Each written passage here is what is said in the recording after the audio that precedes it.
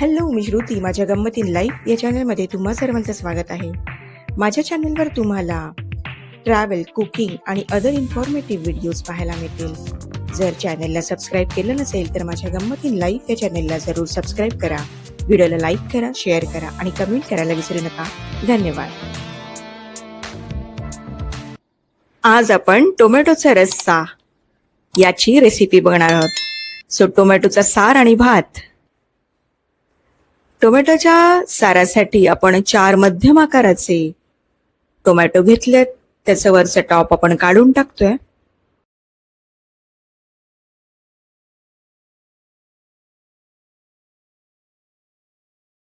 आता टोमॅटो आपण कुकरला लावून घेऊया.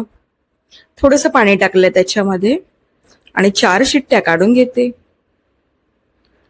सो 4 शिट्ट्यांनी अतिशय छान शिजलेत ते. आणि मेन म्हणजे त्याची ती साल आहे ना, ती आपोआप निघायला पाहिजे म्हणून तसं शिजवून घ्यायचं. आणि थोडं गार झाले की मध्ये त्याला चीर पाडायची आणि मिक्सरला लावून घ्यायचं. सो अशी आपली टोमॅटोची प्युरी तयार होईल.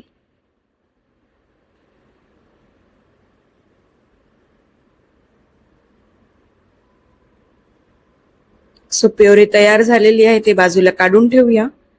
आणि आता ह्या सारासाठी आपल्याला एक वाटप लागतं, जे नॉर्मली सगळ्या कोकणी घरांमध्ये असतं. सो 3 मध्यम आकाराचे कांदे घेतलेत, अर्धी कवड हे घेतलीये, ओला नारळ घेतलाय, सुका नारळ घेतलाय. सुका नारळ तुम्ही पाहिजे तसा घेऊ शकता, कमी जास्त करू शकता. 3 कांदे, 7-8 लसणाच्या पाकळ्या, ओला नारळ, सुका नारळ आणि गरम मसाला. गरम मसाल्यामध्ये 2 चमचे धणे, 2 चमचे बडीशेप, दालचिनी थोडीशी, 7-8 काळी मिरी, 2 हिरव्या वेलच्या आणि 2-3 लवंगा, 1 तेजपत्ता असा घेतलाय. म्हणजे आपल्या आवडीनुसार कमी जास्त करू शकता. आता हे सगळं नीट भाजून घेतल्यानंतर त्याच्यामध्ये खसखस टाकते.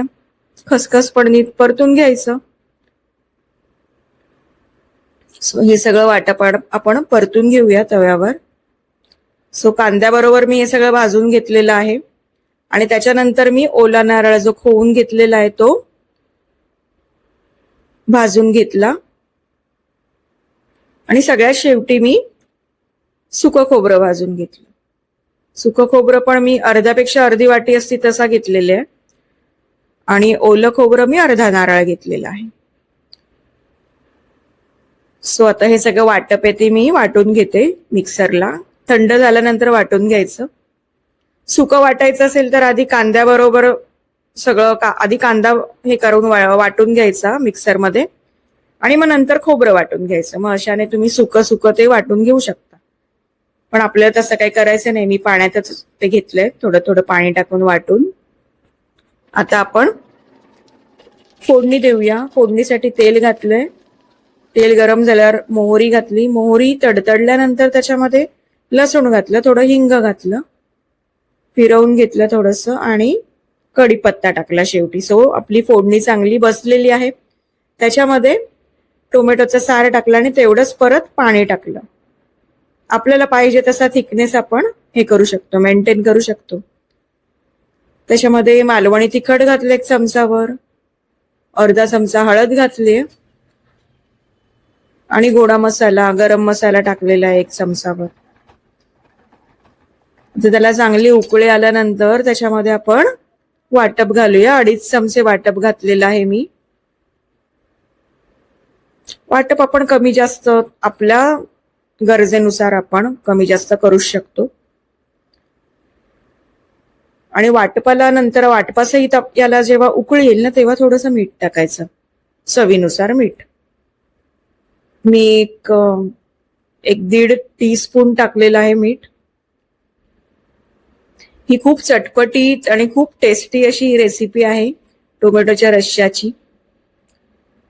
सो कुठल्याही माशाच्या कालवणालाही मागे टाकेल इतकं चविष्ट होतं हे. याच्यामध्ये तुम्ही याच्याबरोबर तळलेली मांदेली किंवा तळलेले बोंबील कुरकुरीत असतात ना, ते मस्त लागतात. सार भात आणि ते मासे किंवा तुम्ही मासे खात नसाल तर काही तळलेले पापड असतात ना, याचे तांदळाचे पापड वगैरे, अळूवडी मस्त लागते, किंवा बेसनाची पोळी छान लागते त्याच्याबरोबर. आता उन्हाळ्यामध्ये आपल्याला हे असे पदार्थ खूप आवडतात खायला. सो ही रेसिपी नक्की ट्राय करा, टेस्टी आहे. चॅनेलला सबस्क्राईब केलं नसेल तर माझ्या गंमत इन लाईफ या चॅनेलला जरूर सबस्क्राईब करा. व्हिडिओला लाईक करा, शेअर करा आणि कमेंट करायला विसरू नका. धन्यवाद. बाय.